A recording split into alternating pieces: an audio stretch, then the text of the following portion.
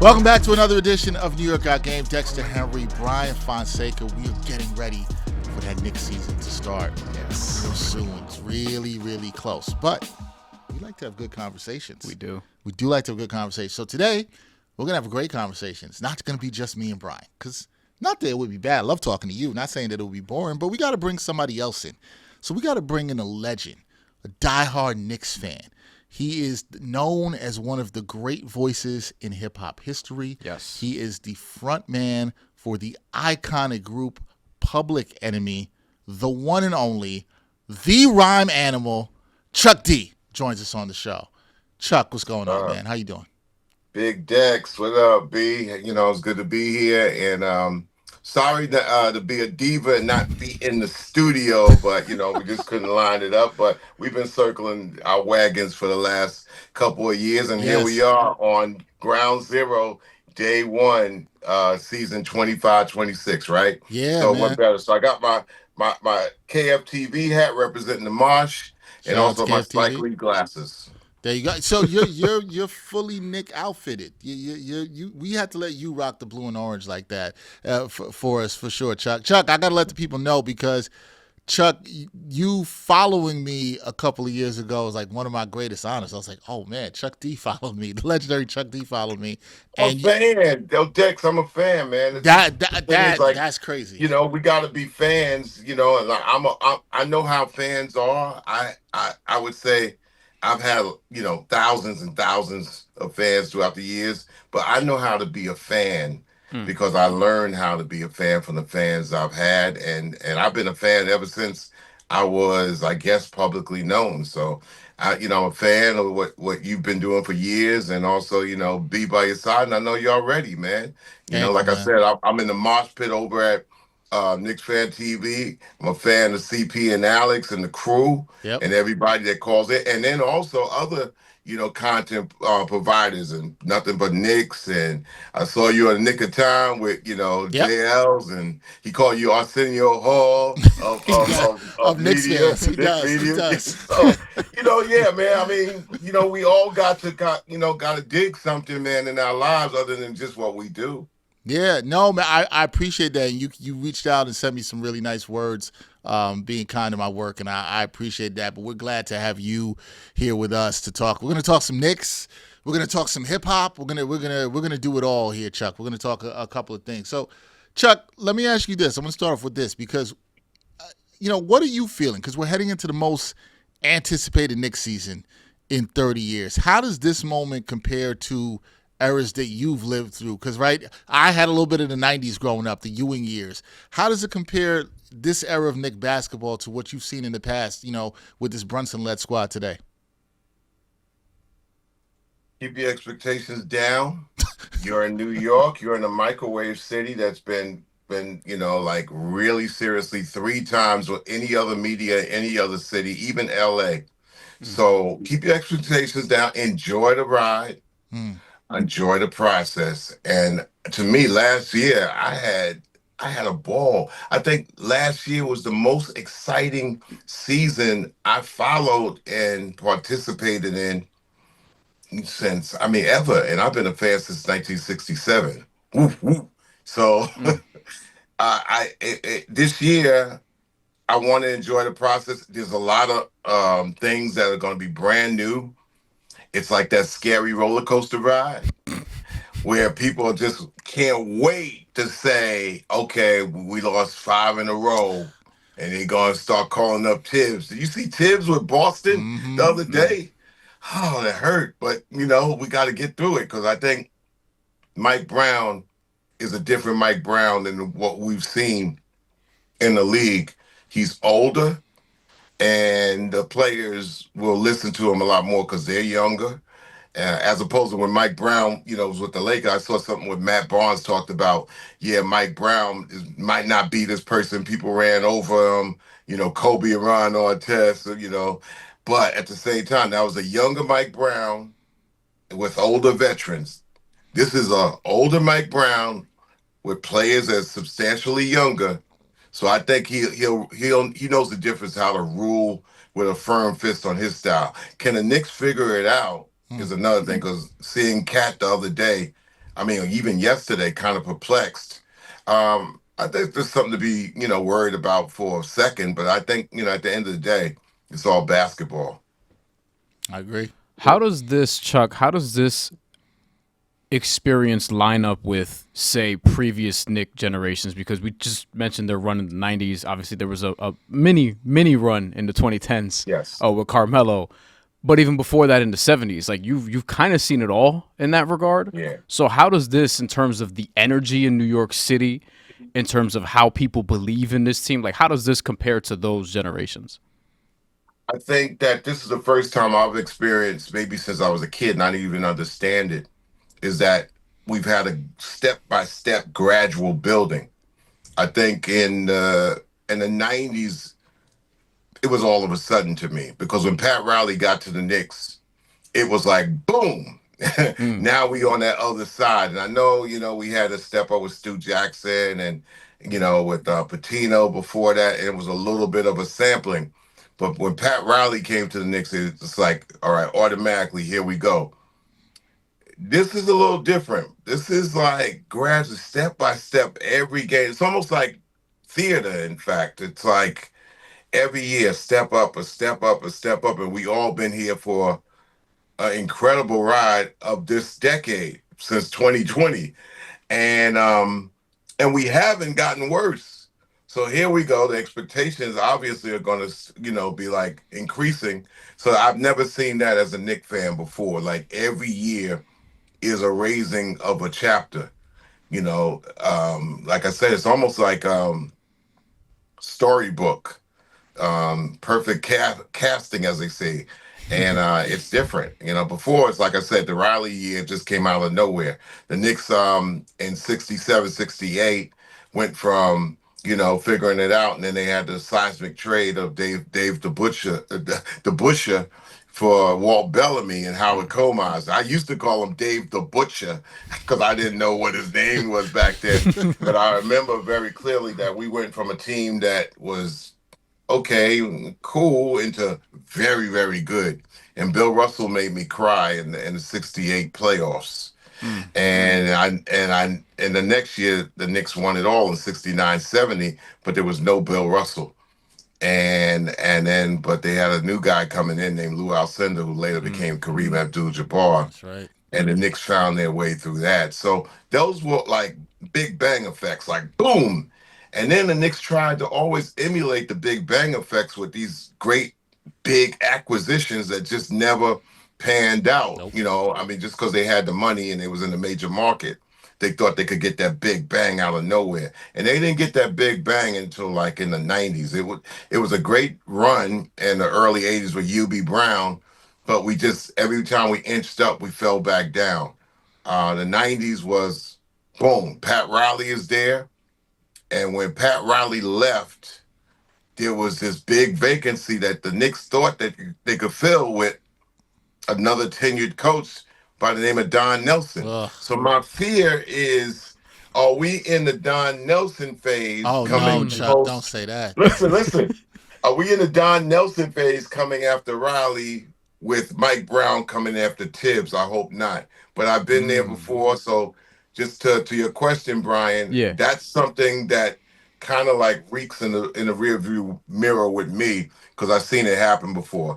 I don't think we can compare anything this century to what we're seeing now because I also thought 2012, 2013 was one of those blips. Yeah. And so like in the 80s, we had blips, Bernard King, UB Brown, and all that.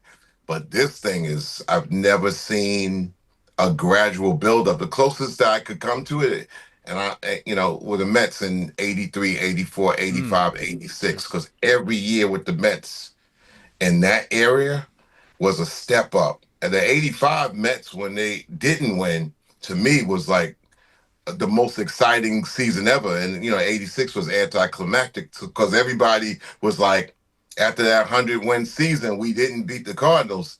Everybody was like, 86 is all Mets. So I feel similar to that when everybody's like, yo, yeah, this is all Knicks. Yeah, my thing is like, let us get to the ECF again. And that was so exciting. Yeah. And then get into the finals and then we'll see. And then I got no expectations at all. But the ECF was really exciting. And my last thing I'm going to say, Yeah.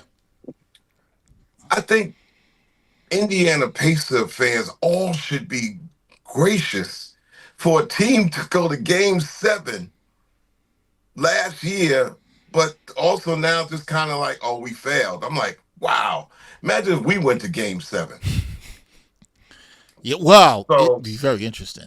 I'll say that. yeah, they went to Game 7. That means they had a chance to like be the champions, one game away. Mm-hmm. We were 4 to 7 games away, so we made Final Four, which was unbelievable, and here we go. So I didn't mean to be long winded, but to make a comparison, Brian, Hmm. I've never seen this before in basketball in New York sports. No, and this is what makes it such an exciting time.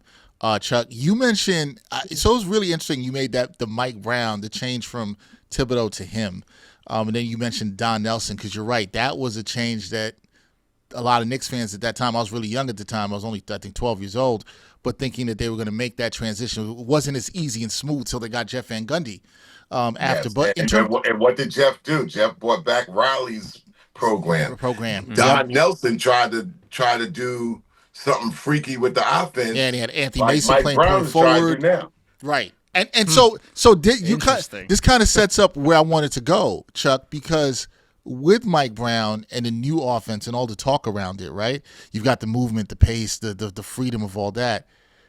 New Yorkers like a certain style of basketball. We like that. We like a certain kind of grittiness.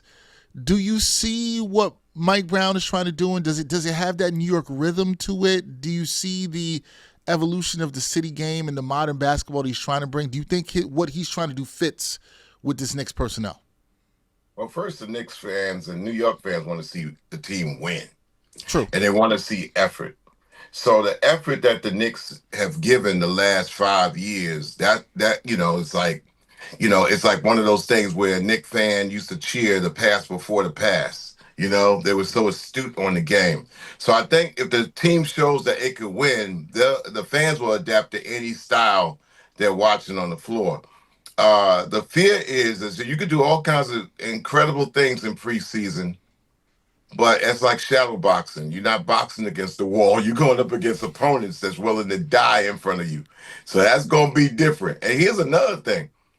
We got to get through the first 2 or 3 months because whoever remembers October and November games anyway with that faux pas chant, what do they call it, the cup in November. Oh, you're not It's a fan. like, You're not a fan of the NBA Cup. You don't want the NBA Cup, Chuck? man. Nah, man, because it's dry fun like we used to say. Dry It's, fun. it's I like like, that. That's throwback slang right there. Dry fun. Yeah. Even it's though throwback. I think Chuck, I think the Knicks might do well in the NBA Cup. Not for nothing, like their group is pretty winnable, but Yeah, well, the Lakers won that dry fun cup a couple of years ago. We'll see where that got them. So I mean, I'm not, who am I to say, man? Like I got no skin in the game, but Right. I do wonder that out of the blocks, what the Knicks have had the last 5 seasons was Tibbs' conditioning program, where he had players who had to understand that most of their energy exerted was going to be on defense. So they had to come in top-notch shape. They had to really be able to really defend. And so I think that also held up when it came down to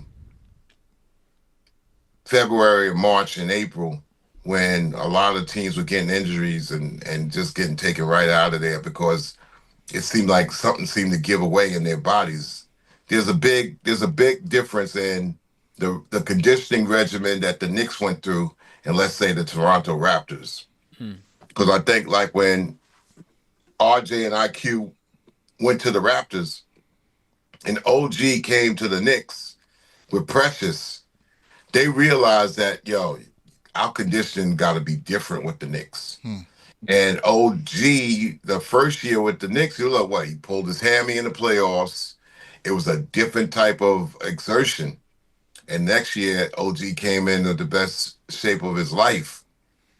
Not to say about up in Toronto, I don't know whatever regimen Nick Nurse was putting the Raptors through, but now you're going to see with the Raptors coach now, IQ and RJ getting a full regimen of how that's going to run is going to be different from that. Now, Mike Brown, I heard, had to step up and continue that from Tibbs, making sure everybody's coming ready out of the box. So I think Mike Brown has assumed the fact that, listen, man, I got to keep these guys physically ready, and we can't afford, bodies to break down. But we're yet to see that. We're yet to see how much they exert on the offense. And but I think like this is a different Mike Brown that knows that he has to really seriously pay attention. I don't think he's ready for you guys in the press Uh-oh. and the post game press conferences when the going gets tough. But he's an experienced coach in the NBA. That doesn't mean that you're going to get New York though.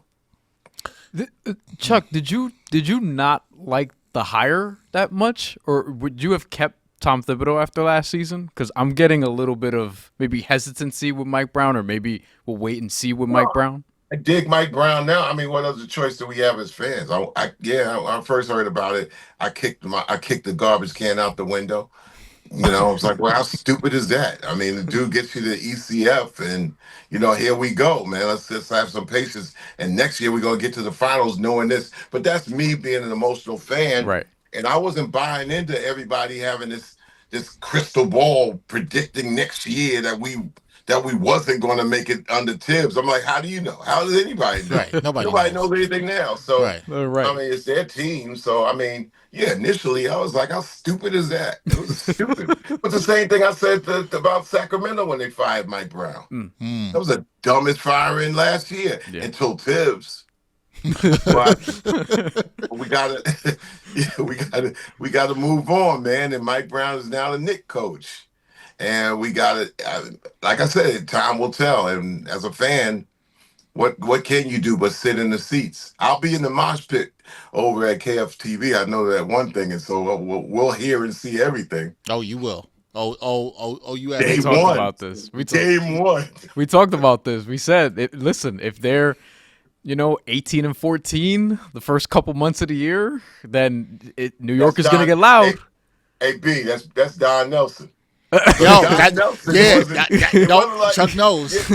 Yeah, Chuck knows. Dexter tell you. And Don Nelson was like what? He was like 12-9 or something like that. that. And I'm gonna look it up. Everybody had Riley still in their head. Yep.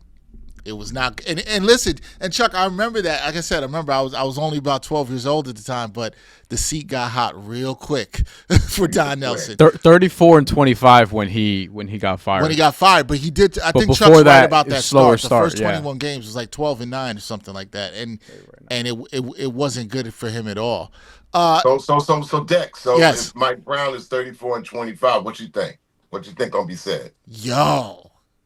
So what we do 34 and 25? That is 59 games.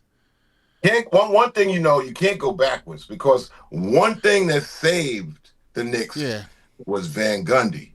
Yes. Van Gundy was like Pat Riley clone. And that's why it was easy to make that transition. Pat Riley. So he brought everything back. Remember that? Yep. He everything. brought the whole vibe back, the whole was back. style back. Right. So if Pat Ewing was happy and we was ready to go. So Chuck, the question you asked me, which is a good one, I'm curious what Brian would think too. If it's 34 and 25 after 59 games, you're in too deep at that point, right? Like it's 59 games into the season. You're not firing Mike Brown then. However, I will say this, and you know this, Brian knows this. All the fans are going to be mad in these chats when we do these live shows. They're going to be so angry. They're going to be so angry, Chuck. Because it's such a different time. But, Yep. I grew up in the time when New York was already, I call it microwave square garden, with all the press. Like but now with middle media and just in the media areas where the fans, they ain't all in the garden. You got 100,000 fans out there, like what CP and Alice got, and then, nothing but Knicks. And then you got people all over the country. It's almost like the Knicks with mid-media have turned into America's team and a certain way, love it or hate it. So, the fans are going to, and then how much is somebody going to listen to the fans it's harder to tune it out now. So we might see Mike Brown grow a gray afro because he's bald already. So he's gonna grow a gray afro in a beard, How you got grays in on a bald 34 man? 25. Yes, sir. You got gray. When you have grays on a bald man, that's not good. So That's not good. I got some of the Don Nelson numbers, Go by ahead. the way, if we Let's want hear them. this. Okay. So Let's go, they were actually 19-9 19 early in the season. Then they were 30-16, and then they slipped to 34-25. So from 30-16, they went 4-9. Brought That's in what Jeff did it, Van man. Gundy. Jeff Van Gundy was 13-10, but they won a playoff series with him.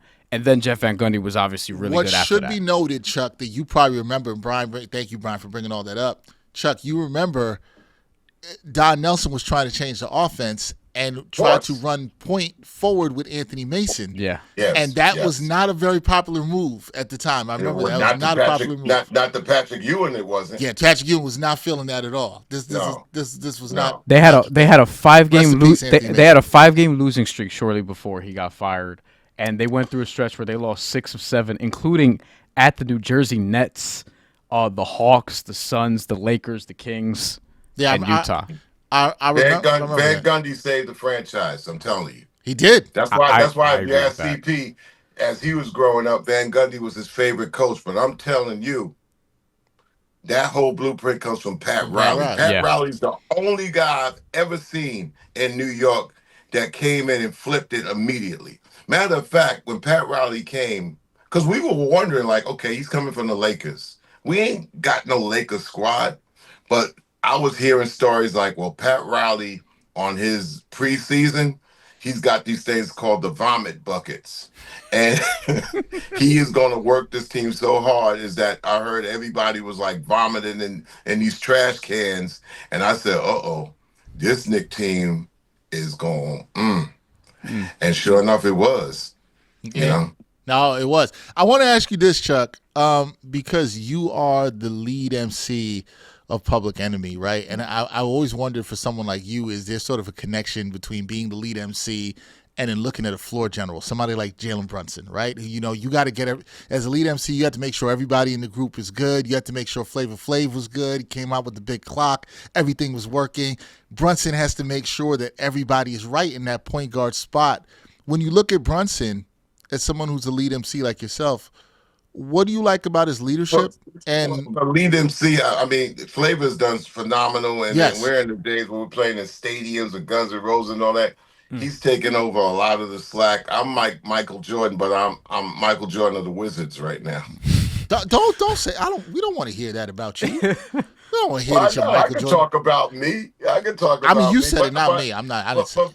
But back to the Brunson thing. Yeah, well, I guess what I was going to ask you is, what do you like about his leadership and it being authentic to New York? Like, what do you like about that? Number one thing is to handle New York and being humble. There haven't been a player like Jalen Brunson coming to New York ever, man, because he knew the atmosphere and the intensity coming in, and I've never seen a player fit in just like folk into the New York intensity. Knowing that eyes was going to be on him scrutinizing, leery looking like, oh, man, I kind of had a feeling like, yo, man, they got Jalen Brunson. I just seen him in the playoffs against Utah, and Donovan Mitchell had a problem against Jalen Brunson. So my thing was like, with Jalen Brunson, I said, the Knicks have for a first time a person that could bring the ball up that won't get stripped.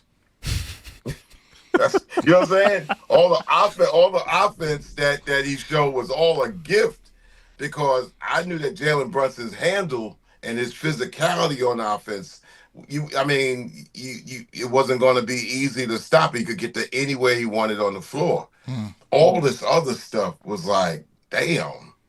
So and then the fact that he came in, he knows the atmosphere, he just knew how to fit in like folk, and then also he had tips, so he had kind of like carte blanche to do his thing.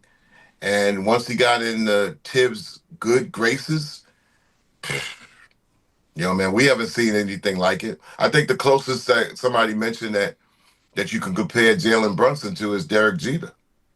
That's interesting. He has a very Jeter-like, and I'm a Mets. I grew up a Mets fan, but me too. Without the list. Yeah. What'd you say? Without the list. Yeah. You know what list I'm talking about. But anyway. Yeah, I know what you're talking about. Yes, yeah, I don't think Jalen Brunson got one of those. I know. I got you. Not quite the same in that, but he's got the you quality. know what they say? An old saying, B and Dex, is like Jalen Brunson for the next 30 years. People will say, Jalen, your money ain't good here. Yeah. That's a good thing to hear from New York. That is a good thing to hear from New York, and especially if he wins, his money definitely would be good. Brian was trying to make him another comparison to him and Derek Jeter there that we didn't see. And when we talked about this extensively, when they got him, people were like, "Why are they paying so much money?" Like that was a big thing at the time. Why is he getting so much money? And that offseason was one of those down free agency years where the Knicks and Jalen Brunson just soaked up a lot of the conversation. And then since then, he's already the second best point guard they've ever had after Walt Frazier, which is kind of crazy to think about. Yeah. It's like I haven't seen anything like the Jalen Brunson explosion. As a Knicks fan, you always wish that somebody would come in and just be this surprise out of nowhere. Even Bernard King came in as a star. When Bernard King came to the Knicks, he went just and upped it 3 levels. Patrick Ewing was drafted number 1 in the league. So we had people when they came in, it was just a matter of like, okay, can they handle it? Because in New York, you're always going to see free agents come in. But Jalen Brunson came in from the side door and is on the throne, bro. I'm telling you. And the thing about it, I'm a guy, who goes back to the guy hoping that Van Gundy slips in, Rick Brunson. Damn, I hope we get Rick. I told Rick this. I said, man, I always wanted you to get some more burn, Rick, because, Rick is a young guy to me. So it's good. Well, yeah, you watched him when he was playing on the Knicks on a non-guaranteed deal, which he played on a bunch through his career, trying to make it through. So yeah, Rick knows about that, and our Stephen Bondi did a really good article the other day, good feature about the relationship between Jalen and his dad and how that's all worked out for him, which is really beautiful to see. But let me also ask this too. How cool is Stephen Bondi? He's got to be the most even keel sports writer in New York. Yeah. He's like the Rakim of sports writers. I'm gonna tell him. He'll love that. Except when it comes to the Giants, apparently. Yeah, he's not a Giants fan. You got 2 football teams, you got 2 baseball teams. He's not a Jets fan either, Chuck. Just want to let you know he roots for the Philadelphia Eagles. Hey, listen, man. When I took a knee in 2016, I stepped away from football for a while. Understood why. It's got to work its way back. And I just recently did a commercial for the NFL because of Flavor, because he's on the half of that particular marriage. Okay. And so when the Giants played the Eagles, we did a commercial. It was really funny.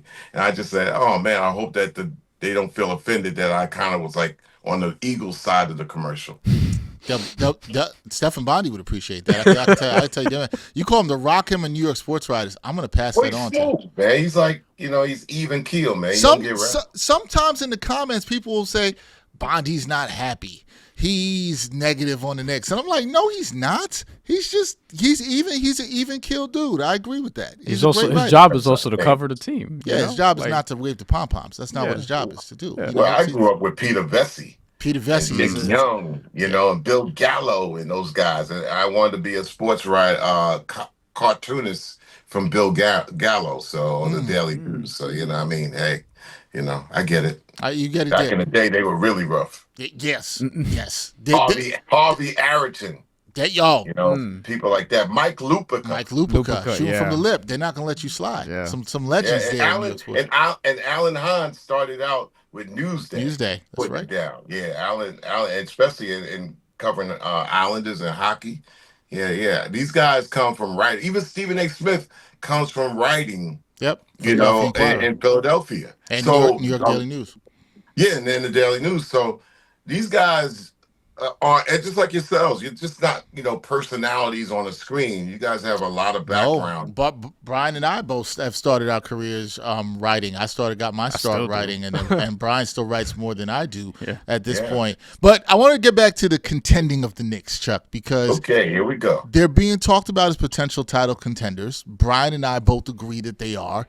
What do you think it means for the city to feel what you're talking about earlier when Brian asked you, that buzz? They're feeling that buzz again. What does it mean for you to see the city buzzing again about the Knicks?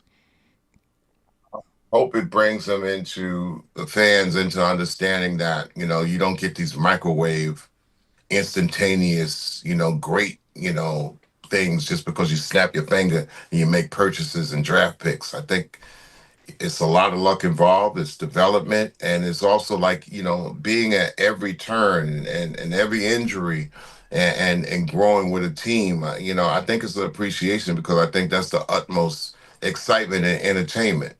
Not just because you rushing to get an end result. A lot of times people thought in the NBA that you could get and buy a championship and get there quick, but instead of champagne, I think that sometimes makes it taste like club soda. I think we got a champagne on the way because we know that we earn the steps and the gradual steps, and also, sometimes you can have the best memory of a team that's continuously denied. So I don't want Hmm. the effort of these Knicks to be in vain because they're giving it their go. Only one team wins, like Stephon Marbury said. Only at the end of the year, only one team going to win, and 29 got to figure it out. So enjoy the ride. Yeah, no, you gotta enjoy the ride for sure. Do you think there's a player on this team this year? We know how good Brunson is, but is there another player that you say is really critical to this team's success this year? Who's that player for you that you can't choose Brunson, but you got another player that this player is going to really matter if the Knicks are going to go all the way? I think Cat is phenomenal, man. Mm. Hmm. I think Cat is phenomenal. I think once he figures it out, and and he right now he's in a little bit of a twirl. But I enjoyed Cat last year, even through the injury and everything. And of course, big fan of Mikhail and OG because I just think those two right there are vipers, man. They're snakes on the ball. And hey, who don't love Josh Hart, man? He bleeds orange and blue, man. So just sometimes just having Hart out there, it's just some of those things to go, go, go, go, go. I think Deuce is going to come in better. I think Mitch is there. Mitchie is like no snitchy, man, the block nest monster. And then I think Yabusele is going to come in, I think, and be crucial because Mike Brown is there. If Mike Brown wasn't there and it was still Tibbs, I said, we could still keep Precious because I think Precious and Yabusele is the same dude. But now, since you got a different coach, now we're going to see different players in different forms. So everybody is looking from this point of view. They're like thinking that, oh, yeah, it's going to be a different season for Mikhail. And then, well, we'll see. Like I said, playing with somebody in front of you is different from playing a preseason passing to yourself up against the wall. What they do? They everybody got those what do they call it when they got their workout drills but you're not playing against nobody. Right, where you You know dribbling what I'm against saying? cones and stuff Yeah, like that. yeah. Right, Yeah, right, when you right. playing against somebody and they throwing an elbow in your ribs and stuff like that, that's a different thing. Or you playing with an injury, that's a True. different thing going on. And the injuries are part of the NBA, like like apple pie, man. It's is to the USA, man. Injuries, and I tell you, this is my theory too. I said this on sports radio on Sirius XM with Termini and Johnson, my favorite Mm. show on radio, Mm. is that I think that the defense of these offensive strategies and the way the ball moves has also led to injuries because the body could bend, but it can't talk and turn in a way that it's not supposed to at the speed that it takes to start and stop. So those injuries ain't stopping. Listen, it ain't no dream, for example, made up dream that Halliburton, Tatum, uh, Dame, got those Achilles injuries. Number one, the body is meant to go to side, but is the body meant to go forward and backwards with the jerk speed that we've been seeing? And the body got to go forward and backwards because you got to defend the step back. Yeah. So the body in the NBA ain't never had to do this type of defense before, where okay, the tray is a threat. Now you got to run to the line, but then a person is either going to step in and step back, and you got to kind of defend stepping in or stepping back. So you're doing a lot of torque pressuring on your lower extremities. So is there a remedy for that? Or maybe they're figuring it out now, but I know one thing: injuries are abundant in this NBA that we see. So we're deep. So next man up, like I saw on one of the other shows, is going to be one of those things that we can't deny. Yeah, and because of the injuries, because guys are just getting hurt more now for an abundance of reasons. One, you talked about like the speed a little bit. The game is just faster, and then on top of that, guys are just more specialized at an earlier age. I feel like this is part of it that we don't really talk about a lot, but they're playing basketball like 5 games a weekend when they're like 12. They're only playing basketball all throughout Only playing high school. basketball. Like they're not two sport athletes like a Donovan Mitchell was, for example, growing up, because he also played Right. baseball. He was a good baseball player, so But that kind Donovan's of build is different. See, but right. Donovan's build is different. Like, okay, you play some football, you play some baseball. You know what I'm saying? You're getting a well-rounded thing. You're not really like this wispy, lean type of thing. And then back in the day, a guy look at a guy like Willis Reed and Bob Lanier. They not gonna jump out and defend you. Matter of fact, they're gonna beat your tail when you come through the lane, and that's it's and try to show them up by you running after them and you taking a shot. You're just gonna get pummeled when you get a chance to come through the middle again. So it's a different game because you got different laws and different rules and just it's a just different thing. Back in the day, a big man would tear your behind up, man, if you showed them up. Yeah. And because of that, because of all that, I feel like now, Chuck, the runs are shorter. Like, because you're seeing guys, also part of this is you're seeing guys switch teams a lot, but the runs are shorter because injuries are happening at a faster rate to younger and younger guys. Like, back in the day, Jason Tatum at his age probably doesn't tear his Achilles. Tyrese Halliburton, the same thing. So do you feel like in watching this team, with Brunson, who has had high usage, like he's taken some shots. Karl Anthony Towns has an injury history. OG, do you feel like they have to absolutely capitalize on this, like this season? Do you feel like this window is really, really short, and within the next 1, 2, maybe 3 years, you have to win a title, or this is not going to happen? Yeah, depending on what your body is. Jalen Brunson's a football player on the basketball court, bro. He like Barry Sanders, man, on the court. So his whole everything is close to the floor. He ain't doing too much in the air. So his whole game is he like floor Jordan. You know what I'm saying? It's like and okay, where could this body tear? Because he's not speeding himself up. He's a tough cover, man, because he's like it's like trying to guard, a fire hydrant with spikes. So, but I think the other body compositions of other Knicks may get injured playing with a different speed, defending at a different speed. So we just gotta be ready. It's like the Villanova guys are built like their football team. Like Josh Hart is a football player, man. So I mean, I could be crazy, I could be wrong. It'd be like, yo, uncle's out of his damn mind, what he's saying. But I would tell you that Jalen Brunson he a football player on a basketball court. So you gonna get injured trying to maintain how to defend now a lot of the times, man. Yeah, you could beat him up. He could get beat up, But as far as having the same type of injury that the rest of these players are having, Brunson ain't speeding himself up. A couple of times he speeds himself up.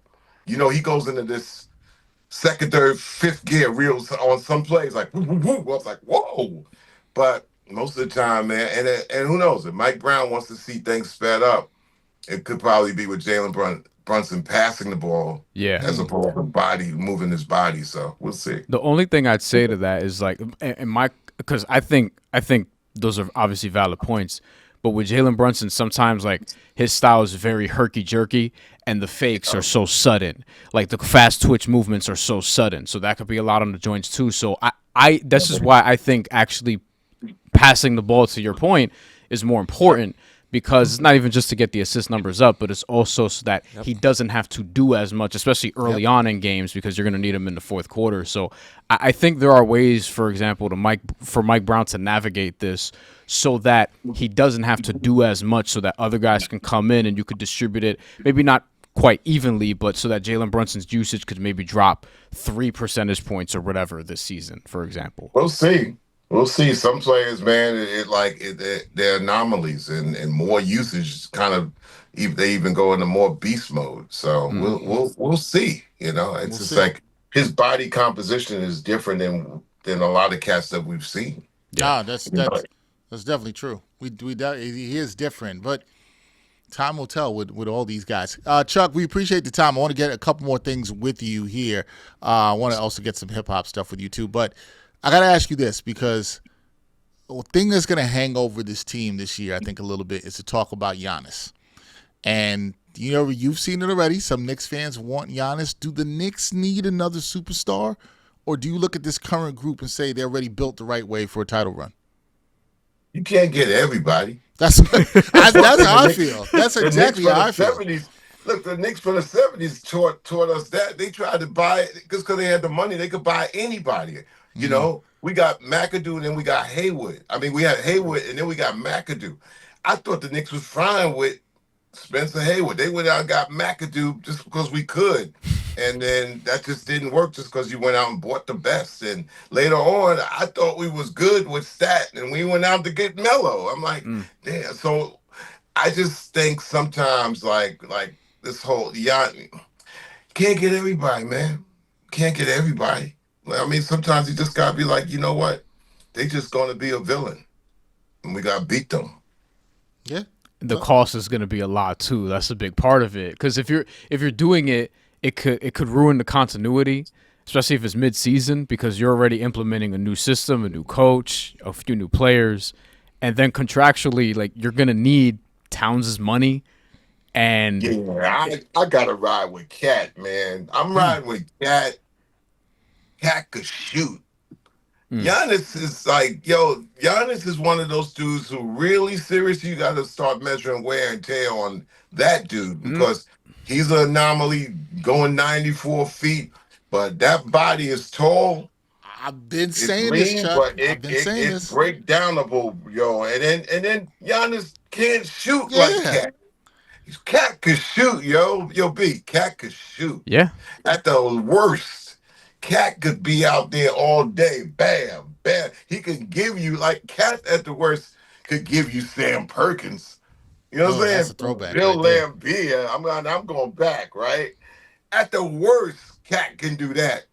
And yo, man, I'm telling you, Cat is that dude, man. Cat is that dude. I think you're bringing up the point that I make a lot about the Giannis stuff, and I've talked to Brian about this here mm-hmm. too, Chuck. Is that I don't. It's not I don't think Giannis is a great player. It's I just don't think his game is going to age that well because of what you just said, in that he can't shoot. A lot of his game is based on athleticism, and I'm not sure. While he's a superior defensive player to Cat, there's no doubt about that. I'm just not sure that's Dex, what the Knicks need. I asked Yes, you a question, Dex and B. Kareem Abdul-Jabbar, we played against. Why we got to get Kareem Abdul-Jabbar? We got to beat Kareem Abdul-Jabbar. Then we beat Kareem Abdul-Jabbar, and then he beat us. I mean, right. cool. Sometimes to beat a man, you got to beat the man. I agree. Mm. I agree. I agree. Let's get to some hip hop stuff with you real quick, Chuck. You had your new album drop this year. Chuck D presents Enemy Radio Armageddon. You had sent that to me early. I appreciated that. Um, what story? Two albums this year. Two. That's The right. That was Radio the last one. Armageddon with Def Jam, which was good. It was like bringing a lot of different artists to the forefront, and then also the Public Enemy album. I was surprised called Black Sky. Over the projects, Apartment 2025 was a play on Project 2025 that we're all submired and stuck in. But we had a great year, man. Playing in front of stadiums with Guns N' Roses. I mean, if I had to write it all down, I was like, yeah, I mean, cool. It was a great year. Yeah, you got to play with Guns N' Roses. That's pretty good. What have you liked about your ability and your message still to put your message out there into the world? Because obviously people know you from your classics, right? It Takes a Nation of Millions, To Hold Us Back, Fear of a Black Planet. Those are classic albums that we know of that always had a message, and your voice in hip-hop, at least for me growing up listening to the Public Enemy, was always about having a message. And how has that evolved for you as you've gotten older and still are creating and still are touring and everything? Have you still been like, okay, I've got to have that message in my music? Yeah, of course. I mean, I think words got to have something, and the message goes with it. You know who you are, and you say what you believe, and especially in the times where people say that they could get something out of you, and that's cool. And then as far as at the stage and age and being in mid 60s and rapping in stadiums, it's a little surreal. But all you gotta do is look at the Rolling Stones and they're in their 80s. Mick. So I don't know if Flavor's Mick or I'm Mick and he's Keith or I'm Keith and all, but it's good and it's an entire gigantic forward movement in the genre.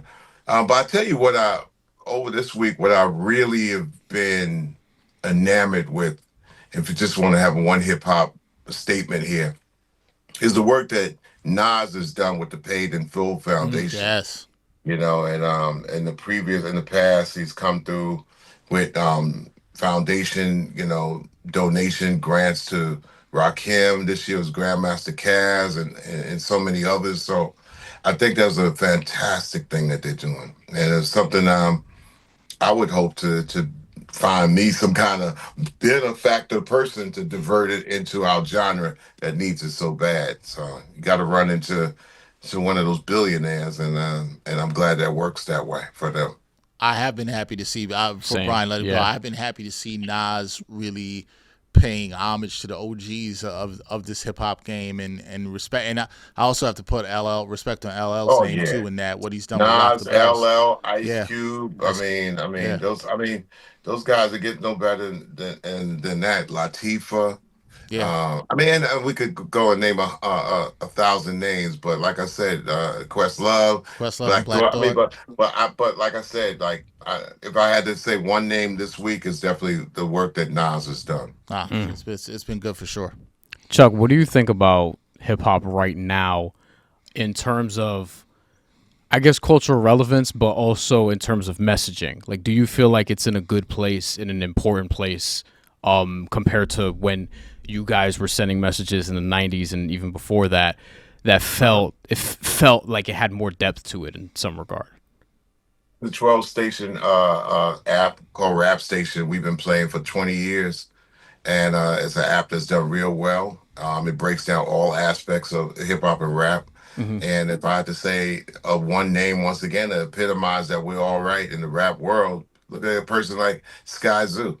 That's our guy. Zoo is through 26 albums. If you want to figure out how to untwist yourself, if you're a little bit lost, Sky Zoo will set you free. So, Mm.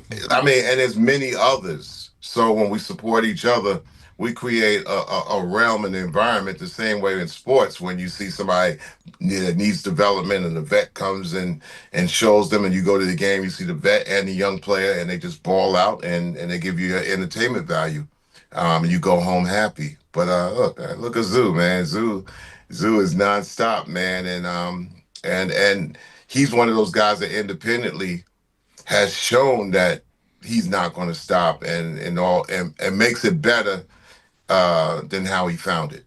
Yeah, Sky, friend of the show, Yeah. friend of the former Sports and Hip Hop podcast Brian and I used to do together. So he's Yeah. always up here. I actually remember Chuck before Sky's last album. He played for me with the lead single. You were on the lead single. You did the hook on that courtesy call, and he had played it for me like before it was released. And I was like, "Ooh, I love that hook. That hook's great. I love that hook. You did your thing on that hook. That was great." Where Like I said, I'm in my Wizards years. Hey, As long as they ain't Michael Jordan in his White Sox years. So. yeah. Nobody wants to hear that. No. You're right. That's a good point. You don't want to be Michael Jordan in the White Sox years. You And don't he want, you want- tried. He tried. He Yeah. tried, Mike There's no tried. shame in that. No Yeah. shame. No shame in that. Respect. Right. One last thing for me with the hip hop, and I thought Brian asked a good question to you there about where hip hop is now and how you respect the guys like Sky who are doing their thing. But we just saw hip hop follow its 50th anniversary celebration. Hip hop is at 50. I don't have to tell you 53 next year. 53 next Oh, year, 50, right? Yeah, 53 next Right? year. And I don't have to tell you this, but you know that there were people that did not think hip hop would make it this far. What advice do you have for artists in the next chapter that are trying to do what you did, what you just mentioned Sky Zoo was doing, to try to use their voice, use the mic in the way you did? What advice do you have for them in trying to do that in today's hip hop climate? Well, the past will teach you the future. Hmm. Look, hip hop, exploded in 19, well, officially came in 1973. Yep. The same year they shut down Yankee Stadium.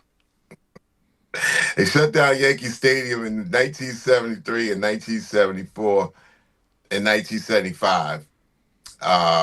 When the Yankees had to play at Shea Stadium for 2 years. But out of the Bronx comes hip hop, like rising out of the ashes like a phoenix, you know what I'm saying? So you study the past and you'll come up with some, things to go in the future, because the thing is, it's like generations keep coming in.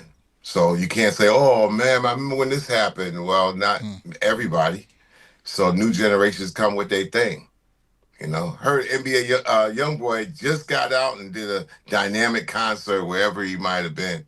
So I know he's happy to, not having to be where he was. So he's happy to do his thing. And the future is always going to give somebody a chance of brightness, because, people want to bring brightness to the audience and to the masses. So I think that's what makes hip hop different and culture different. We don't speak the language of bullets, bombs, and bloodshed.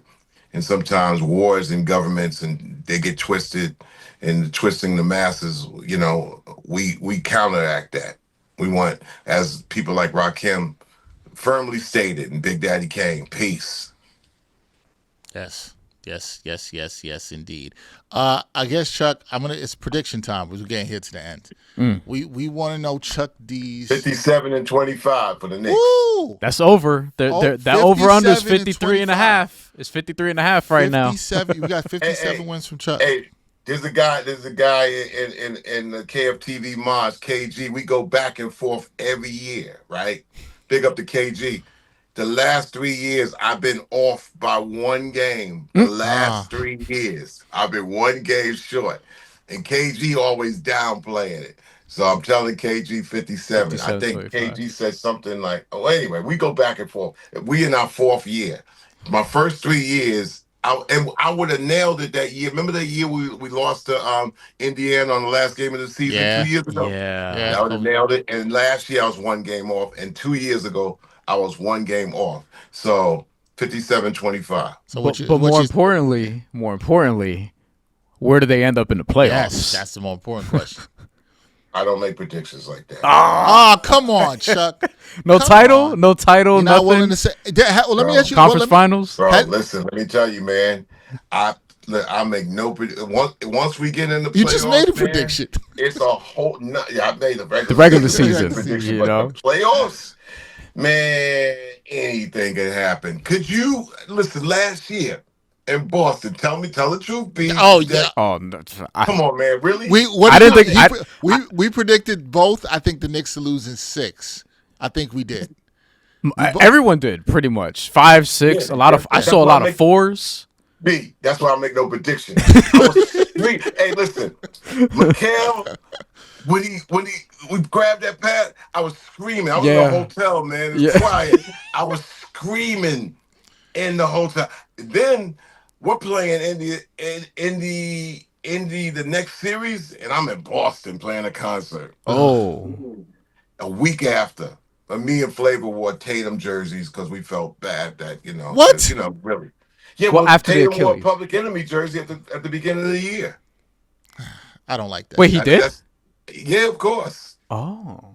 Well, you gotta show respect. I know it's like once you're like a public, I guess, world figure, yes. You start. It's funny, man. You start hearing from people's parents, like if I went on Donovan Mitchell, Donovan Mitchell's dad was at the Mets game because he works with the Mets. So he comes up to me, it's like, "Hey, I'm Donovan Mitchell." It's like yeah, I'm his father. It's like, so you start running into people like Jason Tatum's mom is like, "Oh, I grew up with you and my son." It's like, so I kind of I'm easy on when it comes down to like.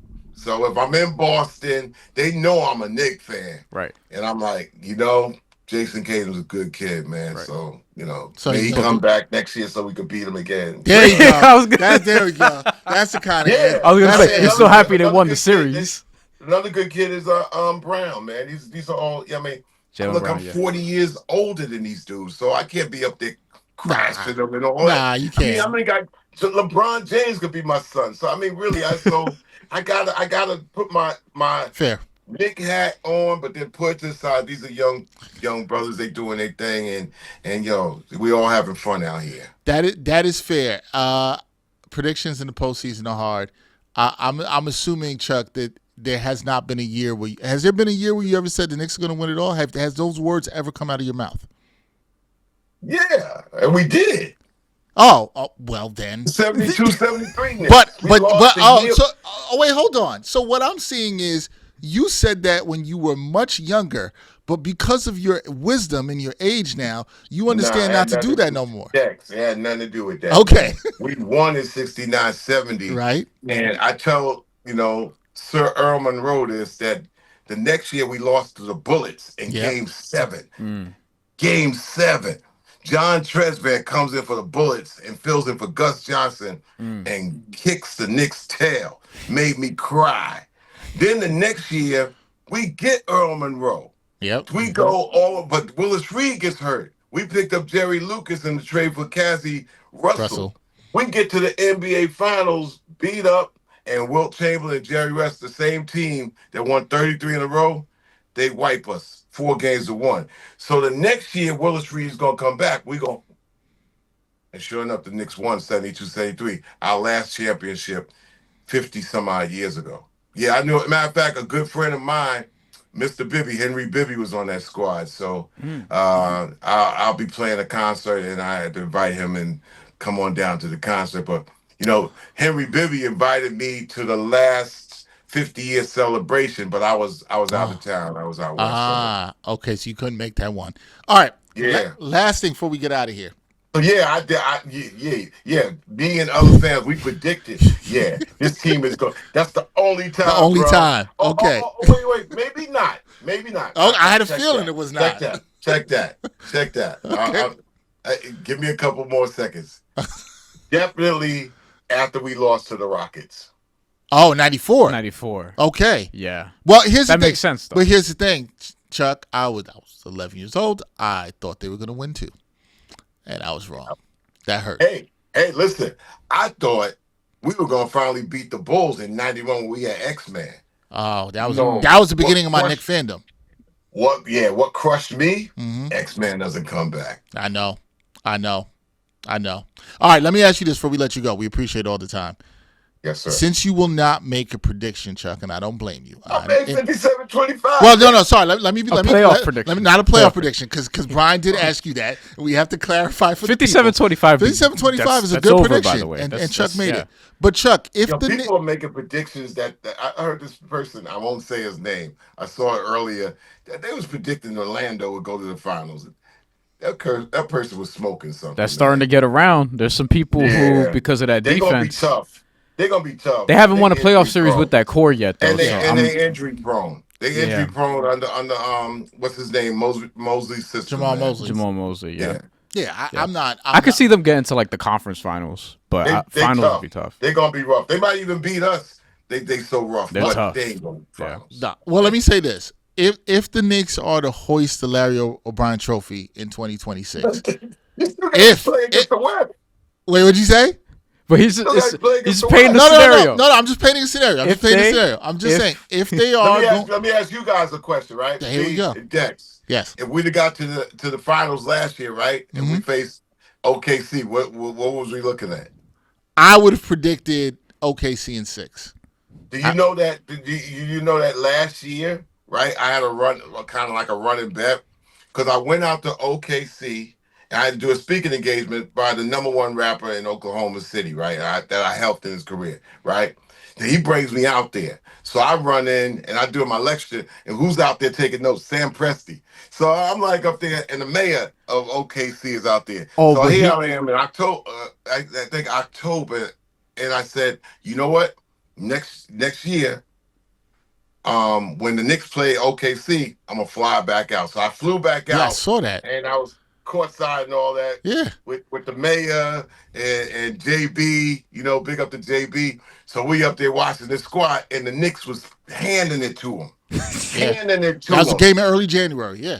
And then for some reason, I had to go to the bathroom in the fourth quarter, and it's like something turned quickly. I think Wiggins went off against us, and the game just flipped in the fourth quarter. But we was tossing them around like rag dolls. Why'd you go to the bathroom, Mr. Chuck D? I went to the bathroom. I came out. I kind of blame you. I kind of blame you. And Dex, 2 weeks later, they come to the Garden and wipe us. And I was there for that game. I was in the building for that. So I was there for that. That was not good. But if we had faced them in the finals, what do y'all think would have happened? I say OKC in 6. Brian, what would you have said? I thought they would have lost to Boston. So yeah. But Chuck, I couldn't believe that. Yeah. Believe that. That's why I make no predictions. But in what the if they are going to win it? If the big if here, Chuck, if they do win it in 2026, they're hosting that trophy. In your mind, what has to go right for the Knicks this year in order for them to win it all? We got to get past Obi Toppin and McConnell. McConnell's already hurt, by the way. There he is. You just want to get past the Pacers. You don't want to see the Pacers if they make anymore. the playoffs. We don't even know. We don't know what their season's going to look like. I just want to get past them. Chuck's like, I just don't want to see the Pacers. That could be the first round matchup. It could be. Pacers have cut our hearts out the last 3 years. Yeah. We can't deny it. No, the fact. So all right. I know I got to go. You guys got to do Game 1 against the Pacers. Oh, come on. Did that not cut your heart? We did the watch party, and I was sitting right here. It was crazy. I didn't know when the ball went up, right? Halliburton's ball goes up. The only other time anybody's seen that since that Don Nelson shot that helped beat the Lakers. I know you're talking back about. in the Bill Russell days when he got his last championship. I've seen that. I couldn't believe it. How long was that ball in the air? Too long. Dex thought it was over. He was like, "Woo!" Dex, you thought it was over? Yeah. He was like, "Woo!" And then it went in, and I screamed because I was so surprised. I was like, "What?" And I just looked at Brian like this. And then I was like, and then I pointed out his foot was on the line, and then Chuck, you remember they had an opportunity still to win that game in overtime, and that turned the series. I thought that turned the series. Of course, if you don't win game ones, and that's one thing, if you don't win game ones in the playoffs, you have done. Game ones, man, mean everything. I don't want to think about game one. And now Chuck made me think about game one. I didn't want to think game ones about are everything. Game ones are everything. We didn't win game 1 when we first got this playoff run. We didn't beat the Hawks game 1 after we was whipping their tail all year long. Yeah. Hawks beat us game 1. Yep. We were climbing uphill ever since. So with the speed, the type of NBA it is now, you gotta get that game 1, man. Facts. No, that's good. True. That, everybody, is the great Chuck D. Check him out everywhere. Lead MC of Public Enemy, one of the great frontmans in hip-hop history, the legendary Public Enemy, the rhyme animal. Chuck, this has been a long time coming, and I have to say this. Brian was the perfect person to do this interview with me because we did a sports and hip-hop podcast together. So when this had to happen, it was designed to be this way. It had to be with Brian there because I would have had nobody better to do this interview than with Brian. So I'm grateful that you got to do that. It's a pleasure. So we got to finally link up in person. I know we're going to make it happen. Yeah. You got to meet Brian, too. For sure. Yeah, thanks a lot, B, and also big up to Neek out on the other side of the cam. Yes. And we'll hook up, and like I said, it's been an honor and a pleasure. And I won't be a diva so much so I can come inside the studio and sit there like the rest of the people I always watch on your show. No. Hey, man, we will get you in the studio. We appreciate you. Can't wait for that. Chuck, enjoy the season and everything. I'm sure I'll be talking to you and, texting you about some stuff. You're sure you'll text me some stuff.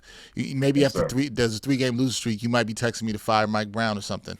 No, I'm not going to. Yo, man, we got to roll with Mike. We ain't See, I like that energy. Good. I know you're not going to be on the crazy no spectrum. Van Gundy in the site. That's no Van fair. Gundy now. That is fair. We got to roll with Mike. We got to go. Let's go, Mike. That is fair.